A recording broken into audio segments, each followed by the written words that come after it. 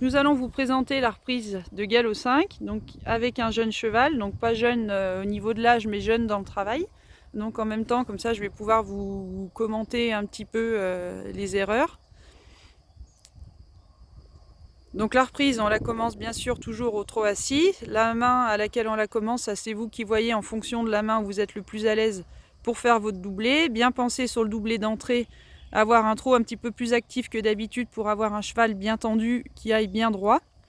Donc c'est un arrêt progressif, c'est-à-dire que vous devez d'abord passer par le pas avant de vous arrêter. Donc là, l'arrêt est assez carré, par contre le cheval met un petit coup de tête dans l'arrêt. Donc ça, c'est bien d'essayer de garder le cheval le plus possible stable et sur la main dans l'arrêt.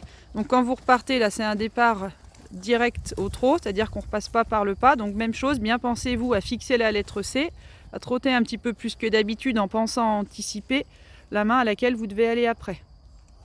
Donc là vous avez la succession des deux demi-cercles. Donc bien penser à l'incurvation, bien caler à l'extérieur pour pas que le cheval dérape, bien penser à garder l'activité. Bien remettre droit entre les deux demi-cercles. C'est ce qu'on veut voir, c'est que vous soyez capable d'incurver votre cheval aux deux mains, mais à bien être aussi capable de le remettre droit entre les deux. La transition au pas, pensez à ne pas marcher trop vite, tricher un petit peu, puisque derrière on vous demande un pas allongé.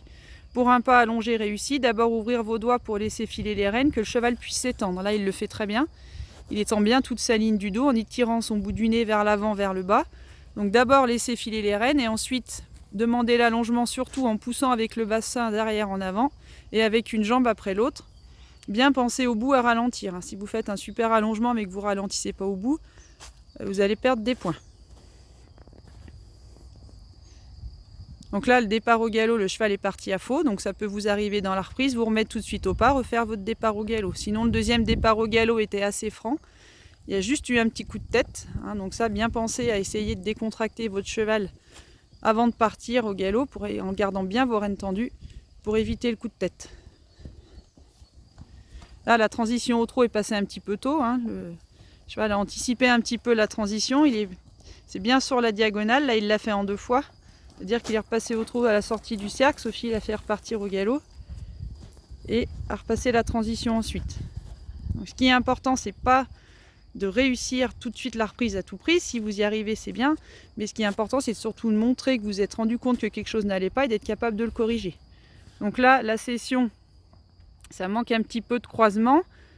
Et le cheval, là, sur une session à la jambe gauche, devrait avoir le bout du nez à gauche. Il a un petit peu trop le bout du nez à droite. C'est ce que je vous expliquais au début. Il est encore en apprentissage, donc il a encore des difficultés à faire les sessions à la jambe parfaitement. Là c'est pareil, si vous voyez que vous avez un souci dans la session à la jambe, le mieux c'est d'essayer de remettre votre cheval droit, de le remettre en avant et de repartir dans le mouvement.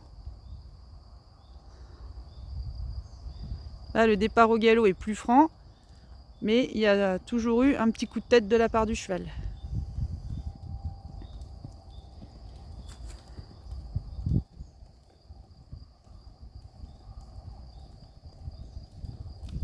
Là le cercle est bien. La transition au trot aussi, juste le cheval qui se remonte un petit peu. Il aurait pu rester un petit peu plus stable sur la main. Pareil dans la transition, on voit que dans les transitions, il a vraiment du mal à rester stable. Il se remonte à chaque fois, que ce soit dans les transitions descendantes ou les transitions montantes. La session à la jambe est mieux qu'à l'autre main. Le cheval est un petit peu plus actif. On voit par contre qu'il a aussi bien à main droite qu'à main gauche du mal à garder le bout du nez à l'intérieur. Il a tendance à partir un petit peu avec ses épaules. Donc là, bien pensez-vous à garder votre jambe gauche fermée, bien votre main gauche contre l'encolure pour bien fermer la porte à gauche. Et une petite rêne d'ouverture droite pour l'inciter à bien garder son bout du nez à droite.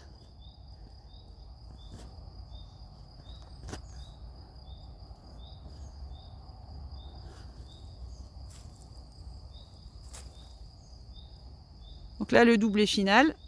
Donc bien pensez-vous à fixer la lettre C. N'ayez pas peur de trotter plus que pendant votre prise pour bien garder votre cheval droit et tendu.